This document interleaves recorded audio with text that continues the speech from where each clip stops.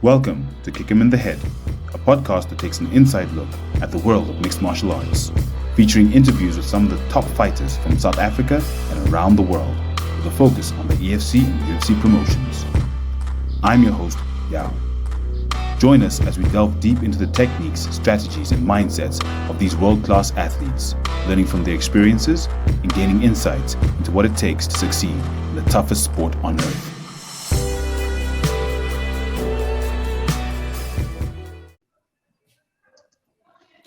Oh, Shahid. Oh, yeah. How are you doing today? I'm so good, baby, because we're talking to MMA fighters. And today we have Bradley, the nightmare, Swanepoel, out of Mumsum Toti. Bradley, welcome to the Kick 'Em in the Head podcast. Hey, thank you so much, guys. Thank you for having me. It's really awesome to be here with you guys. So, Brad, how we start off with our fighters is with a little fighter quiz, just to get to know you a little bit better. Yeah. Are you ready? I'm ready. Who's your favorite fighter? In UFC or EFC? General, any, living, dead, anywhere. George St. Pierre, the UFC legend, very good fighter. And I got a couple, but he's my goat. He's my goat. Yeah. I love it. Yeah. But What's my your active favorite- fighter that's now, he's still fighting is for Charles Oliveira, but it's the one that's now retired, and I wish he was still fighting. That's George St. Pierre. Yeah. So we also had Charles as well. as our current fighter. What's your favorite fighting style? Well, I like all-rounded. I like more jiu-jitsu and ground and pound, but wherever I'm in control of the fight, that's what I like. That's the style. What's your favorite move? Favorite move? Well, I like being on top and smashing my opponents. So I like being in control. My favorite move is the triangle choke. Love it. I think you and Luke have something in common. If you could fight anyone, living or dead, who would you fight? I would even maybe if I go for a big name, maybe work my way up to Max Holloway or Conor McGregor. But Yes, love it. Yeah. Love the energy. That's what we want to hear, baby. yeah, that'd be pretty awesome. One day. One day Soon. Which three illegal moves can you name that has either been done to you or you have done in a fight? Luckily, I can say I've never done it in a fight. I'm not the one doing it, so luckily it hasn't been done to me. But I know it's the 12 to 6 elbow. Your hand points to the ceiling, going down to the ground. Any strikes to the back of the head, from the spine, and so from the back. And then so you got anything from taking your partner down and your head, your opponent's head smashes on the ground, on the canvas. Yeah, so there's three heavy illegal moves there, like a power driver, like a In rugby, they call that tip tackle. Yeah. yeah. Woo, those are dangerous. Yeah, man. She is. What's your favorite movie about fighting? Movie about fighting, my favorite all time, Never Back Down. Oh, I love that movie. I can watch it over and over again. I don't like number 2 and 3. Number 1 is my best one. Yeah, that's amazing, man. I've spent about 6 months with it. I'll never get tired of it. Awesome. Have you ever kicked someone in the head for a win? No, but I have landed a lot of Thai kicks before, and to the body and to the leg. But one day I'll kick to the head. And we'll be there screaming, kick him in the head. Yay, there we go. On a scale of 1 to 10, how big of an MMA enthusiast are you? 11. Yes. I just love MMA. I just love MMA. Now, Bradley, I love being a fan. I love doing MMA. I just love all sports of MMA. Yeah, we can see it. We can see it in the way that your passion for the sport We can see it in your youth and exuberance coming in. Can you speak a little bit about being such a young fighter in the EFC and the pressure of being such a young fighter in the EFC and achieving so high? Well, you see, it's an honor and a privilege to fight in such a huge, amazing organization like the EFC, and amazing platform for all the fighters to be there and to showcase their skills. It's really good. I mean, so you don't get that anywhere else in South Africa. I mean, in overseas, there's so many more professional organizations. For me, for a fact, is because I'm like the youth and a younger fighter in the organization. It's anywhere you start, you have to start young. You have to start young. Depends on how you started your career, how you started off, and if you ever got the privilege to start as young as possible. We got people that come and train that they wish they started younger, or they started in their 40s or their 30s. They wish they started training younger when they're in their 20s. There it is. Or maybe they even desire to maybe go and compete. And so you have a younger age to go and compete. Some guys have the privilege to do that, and it just depends on how MMA was introduced to your life and how it came as early as possible. For me, it's really good to represent the younger generation of EFC. It's amazing to be as young as what I am now and to express what I love every single day. And just to, I mean, I'm still even not in my prime yet. Imagine when I'm in my prime, when I get to the prime stages. It starts the way where you so at a young age, and you build your way up. That even then, when you like at a young age, you're such a role model for all the young generations out there. They look up to you, and then you build your record and your experience, and it just climbs. It's like so amazing. Nobody can ever buy experience. You can't buy experience. It's all about time in the cage, through training, a lot of years in experience on the mats. So how much influence did working with your dad as your trainer have on that? Because obviously, like you said, starting at a young age, getting the mentorship, the coaching, the training, how much impact did he have on your career so far? Big time. I mean, some guys have their coaches. They only see their coaches when they trainers at night, or like only like 2-3 hours. My coach is 24/7. 24/7, right behind me, seeing what I'm doing, especially when I'm in a fight camp. Is I can't have a little chocolate here and there or so. My dad's right on top of me, making sure I'm disciplined, and it's amazing. It's a privilege, and I'm so blessed to have that. Not many people can say that, so it's really good, and it's amazing to have that experience, and to know every day, every 24 hours, that your dad and it's your coach at the same time. Yeah. So I heard a lot of commentators say that's how it's. Imagine your coach and your dad is the same person, and they're in your corner. Yeah, so, exactly. Because my dad's a coach, he's been doing it for such a long time, in over 40 years. My coach is still my dad. So even to see his boy in the cage and fight in the cage, that's why it's sometimes even emotional, because it's not his student, but it's his own son in there. And I'm pretty sure you guys see when we walk out and my dad walks out behind me, there's like such an emotional state. It's like it's a whole family bond going there, and even tears running down my dad's face. It's beautiful. Like walking. It's a family affair going to war. At the end of the day, it's what we do. It's what we live for, what we strive for, what we love doing, and my dad had to make peace with it for me to climb in a cage. Yes, and it must be quite a big thing.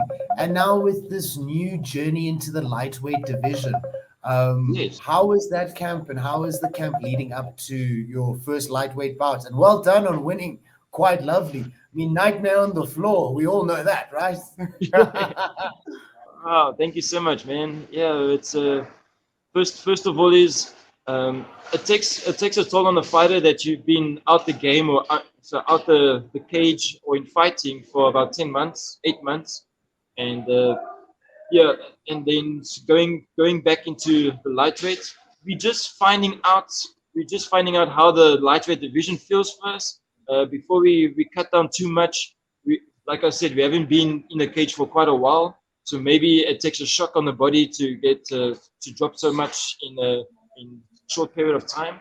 So we wanted to see how the strength and the cardio works in our lightweight division because we're busy working out. So as soon as we go to overseas and we fight, uh, we will be jumping around lightweight and featherweight division. But mainly we're going to be sticking to a featherweight division. It's just for this was just a tester to feel out how lightweight feels, and for me it was also pretty good. First time fighting lightweight ever. Never fought lightweight even in my amateurs. My highest was in featherweight in amateur ranks. So it was really good to feel in lightweight. I mean, I've always fought lightweight in my grappling fights, in my jiu-jitsu fights. I've always felt that. So now first time feeling how it feels with the MMA environment and in the cage. But it's different when you hear your opponent is like a middleweight on the night. When you fight him, he was 85 kilos and I was 74 kilos, and yeah, it was pretty big. It is a Yeah. big difference, but you handled it well, especially on the ground you. like you always do. And I Yeah. just wanted to ask you the influence of Kati in your fight camps. How has it been to feel his strength? How have you guys bonded as teammates? I've seen that, like you said, when you and your dad come out, there's a similar emotion for all of his fighters, and obviously Yeah. more so for you and your brother. But I felt it with Kati as well, like that energy, and I really love it and I really enjoy it. So, how did Yeah. Kati factor into your training and you guys bonding as teammates? Well, to give you a background, for TK, we call him TK. Everybody call him Kati or Tapiwe, but short and sweet nickname for him for TK. Everybody knows him TK at the gym here. He's been about, I would say, like eight amateur fights with us. He's now also about 8 pro fights. He's been quite a few years with us now. I've been 3-4 years now, and he's such a nice guy, such a humble guy, such a friendly guy. He always works hard. Yeah, he got his work, and he's actually living 40 minutes, 45 minutes away from us. I mean, we're in Amamson Toti, and he's in Pennington, Scottsboro side. So he lives so quite far, and he makes an effort to come. But yeah, financial wise and transport and everything. But even with that, all the problems he deal with, he loves to fight. He is a martial artist or MMA fighter. He just brings the energy in the gym. He's a great guy to have around and a really good training partner. I mean, if yeah, he's a very good lightweight fighter. And to train with him every time we see him, it's really good. You build up the experience and to feel some lightweight fighters against you. So yeah, it's really good to have him here. It's really nice to build up our team with such a humble guy with us. But you'll see, the other fight that happened, it was a fluke. Yeah, he's dealing with some problems. Next time he's going to be back stronger than ever. I mean, everybody's human. Everybody's human, and yeah, he's such a great guy to have around the gym, and he brings the spirit up as well in the gym. So yeah, and also another quick thing, he comes from another gym. 4 or 5 years ago, he was from just a Muay Thai boxing background gym where these guys just rocked up to the training. They just do sparring. They did no techniques whatsoever. They just did pad work. They just did almost sort of like killing each other. They didn't do a lot of sparring and fighting each other in the gym. They didn't have good coaching and good techniques. So TK came to my dad. Well, we have it here as MFC, the biggest amateur organization for the fighters here. So he came to MFC to one of the like fight nights, and he really wanted to join our gym. Yeah, he really wanted to join our gym and ask my dad to join our team, and he'll be our best fighter. And yeah, we felt sorry for the guy. And look at that, 4 or 5 years later, he's an amazing fighter. We changed his life completely. Yeah, It's beautiful. yeah. So it's really good, really good It background. really is awesome. Beautiful. It's a really awesome story, and that's the lovely thing about South African MMA, and that's what we want to Yeah. talk about more. And now we just love like a last one of the last questions.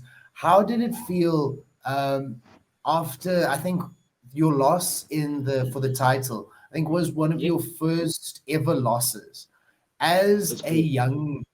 young man, a young MMA fighter. How did you? Can you describe how you dealt with it and bounce back to come back onto the winning streak? First of all, losing sucks, and the way it went, the way it went through, it was actually quite a fluke. I want to showcase everybody and just realize that that fight was a fluke. That's why I came back with a win again. And like I said before, there was 8 to 10 months of a break that we didn't compete.